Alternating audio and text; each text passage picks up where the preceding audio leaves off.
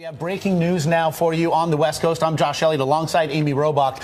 You are seeing here a map of Connecticut. Connecticut State Police and SWAT teams are now responding to a school shooting at an elementary school in Newtown. It's roughly 2 hours to the north and east of New York City. The images you see here, children being led from Sandy Hook Elementary School. It is the district's largest school, and we can tell you that one shooter is dead at Sandy Hook Elementary. The school now cleared of shooters. Newtown police say there is at least one other person shot in addition to the shooter. State police, meanwhile, telling ABC News that they are still treating this as an active shooter situation right now. School officials, meanwhile, have mobilized at a local firehouse. State emergency management officials confirming that ambulances and other units are en route and staging near the school. Again, these are pictures from the parking lot of the school. First responders on scene there. Police also believe they may have located the suspect's car. Again, as we just are getting information here. And again, it's Sandy Hook Elementary School, about 15 miles from Danbury, another major city in Connecticut. Again, 2 hours to the north and east of New York City. And obviously of incredible concern is the extent of the injuries that may have occurred there at Sandy Hook Elementary School. We do know, according to the Newtown Bee, who is on the scene, that there was one child carried from the school by a police officer they witnessed, apparently seriously wounded.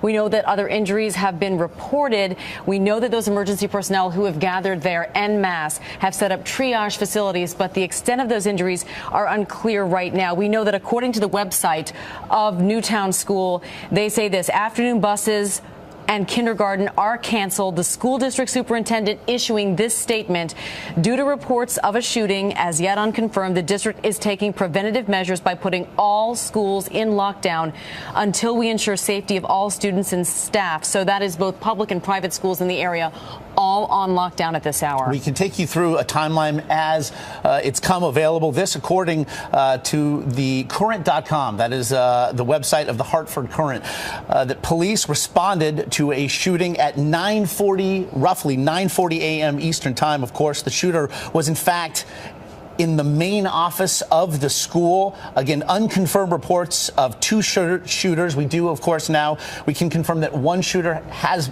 been killed, another perhaps at large. We do not have that confirmed. And again, as of 10:30 Eastern, students were still being led, as you see the students here, led from the school by their teachers.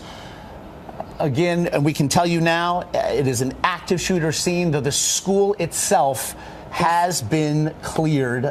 We did receive reports as well that the FBI SWAT team was on scene. We want to now bring in a former FBI special agent and GMA correspondent Brad Garrett joining us by phone. And Brad, we now have these reports that a SWAT team from the FBI has responded along with state police as they lock down that school. What is the first thing they're looking to do? To ensure that they've got the situation contained, Josh. The problem is you still don't know, or they don't know perhaps, how many shooters they might have.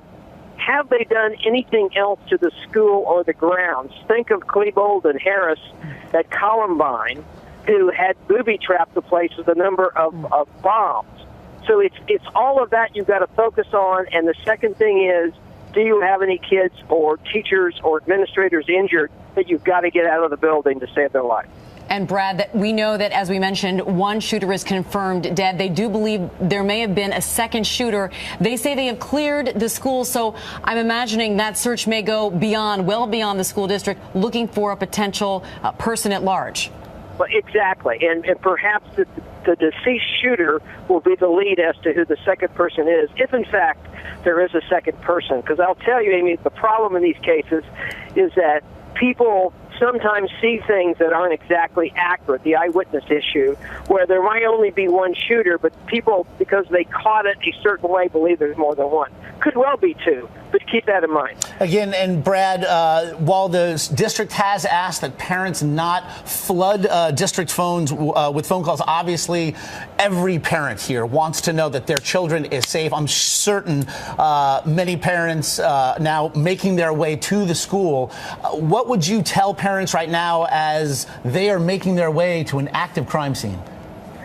Well, Typically what the police do is set up a choke point at these schools where they can go and check in with an officer and find out exactly what they do know, because the problem is figuring out where all the kids are, who's been accounted for, who has not, is going to take a while. And so the real key is keeping parents informed, keeping them off the phone, and keeping them away from the school.